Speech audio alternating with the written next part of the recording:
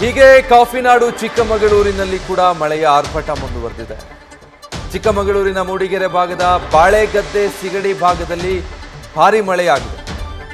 ಬಿಳ್ಳೂರು ಮುಲ್ಲರಹಳ್ಳಿ ಸಂಪರ್ಕ ಸೇತುವೆ ಈಗಾಗಲೇ ಮುಳುಗಡೆ ಆಗಿದೆ. ಹಳ್ಳದಲ್ಲಿ ನೀರು ಹೆಚ್ಚಳವಾದ ಕಾರಣ ಕಿರು ಸೇತುವೆ ಸಂಪೂರ್ಣ ಮುಳುಗಡೆ ಆಗೋಗಿದೆ.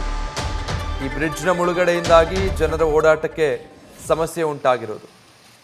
ಬಾಳೆಗದ್ದೆ ಸಮೀಪ, ಚಿಕ್ಕಮಗಳೂರು ಜಿಲ್ಲೆಯ ಮೂಡಿಗೆರೆಯ ಬಾಳೆಗದ್ದೆ ಸಮೀಪ ಇದೊಂದು ಕಿರು ಸೇತುವೆ ನೋಡಿ, ಸಂಪೂರ್ಣ ಜಲಾವೃತ ಆಗೋಗಿದೆ ಆಗಲೇ.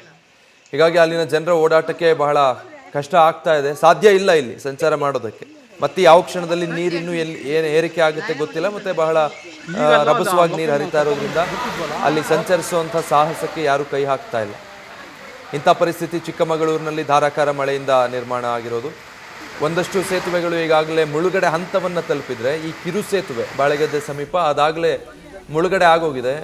ಅಲ್ಲಿ ರಸ್ತೆ ಇದೆ ಅನ್ನೋದು ಕಾಣೋದೇ ಕಷ್ಟ ಅನ್ನೋ ಪರಿಸ್ಥಿತಿಗೆ ಅದು ಬಂದು ತಲುಪಿದೆ.